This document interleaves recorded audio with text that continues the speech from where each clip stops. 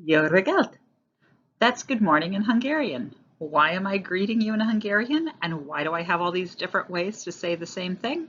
Welcome to Ask Mrs. Science. I'm Mrs. Felsen, and I'm here to explain that. Let's start with a story.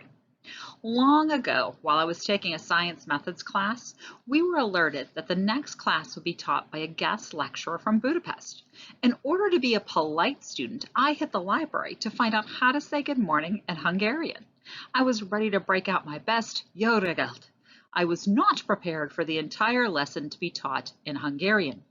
Our professor's goal was to shake us out of our assumptions about students in our classes. She knew they would have diversity of language, culture, and experience. While one class on one day doesn't approach the challenges of being a real student, it was an important wake-up call. The other phrases are all from languages my students have had as their first language. As a teacher, it's my responsibility and privilege to make my classroom welcoming to every student. In this chapter, I've learned some new ideas and techniques to make that happen. I'm going to talk about these 4 ideas. 1, getting to know your students. 2, diversifying your resources. 3, learning from your students. And 4, connecting with families.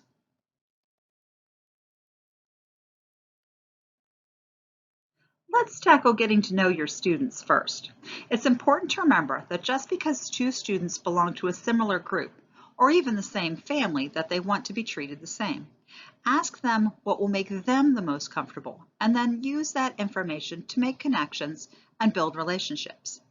If you're asking a question of a student, remember to speak directly to the student, not to their aide or translator.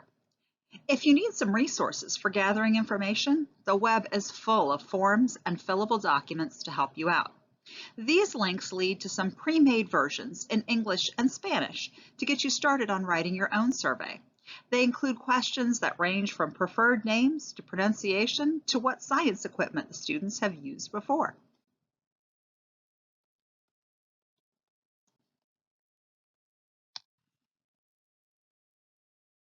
Once you have that data, how do you use it? First, please learn the correct pronunciation of student and family names and respect those language choices. I had a student who came to the US from Ghana in 3rd grade. The name on the roster was Ambika, but she said, "Just call me Mary." I later found out that her elementary teacher had had difficulty pronouncing Ambika, so she said, "I'll just call you Mary." I've learned not to model accepting mispronunciations of my own name. When people call me Mrs. Felxan, I used to just ignore it, but I've learned it's important to model how to politely correct it so my students learn to claim the right to be addressed properly as well. One handy tool for this, if you have Canvas, is student name recordings. You can turn on that setting and your students can record how to pronounce their names without having to be asked directly in class. Next up, diversifying your resources. Every subject has their own unique challenges to making resources available and representative of their students. Language arts has the opportunity to choose texts from a huge body of works, and I don't envy the time investment required to review their authors and content for a diverse audience. I recommend making friends with your librarian. They're frequently experienced in finding those appropriate options to change up your book list.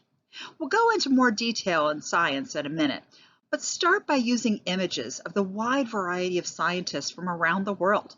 There are actual living scientists who don't look like Einstein. You can find them. Math. If a student can't see the relevance in math to their lived experience, they might not see math as important to them. I've had so many students tell me that they'll never use math. Why learn it? They see it as a thing for other people. Using examples and strategies give math teachers the opportunity to share the diversity of mathematicians and ways of solving problems. Social studies has rich opportunities to discuss content and bias in primary sources. In addition, reflecting on a chapter in academic terms and the experiences of the students brings more voices to your class.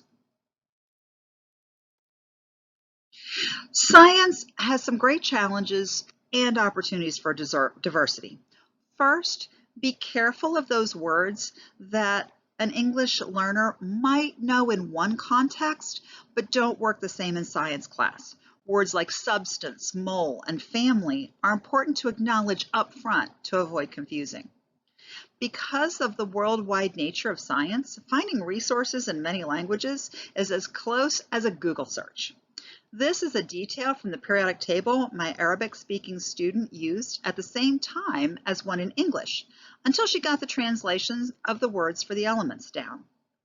Make sure you aren't just describing the process for labs and experiments.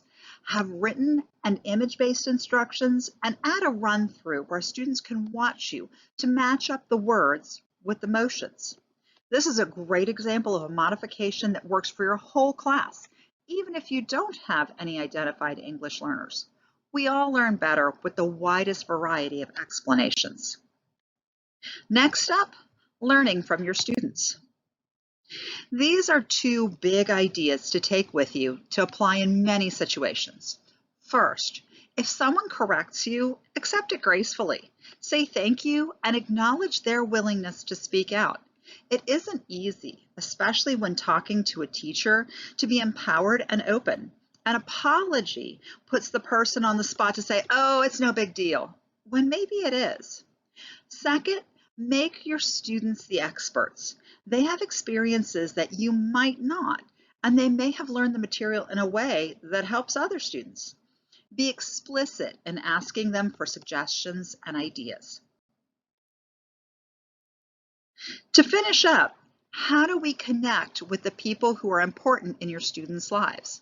Most people might use family here, but it really extends beyond that to whoever's involved in supporting your students. These suggestions are handy even without differences in first languages. Bottom line, be respectful. Make your resources available in multiple formats and links. Use translation-friendly formats. I didn't realize how unuser-friendly PDFs are, but they don't drop neatly into Google Translate.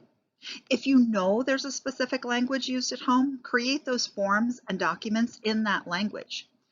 Make sure your meetings are available at a wide variety of times, and don't assume all families are structured with the same format.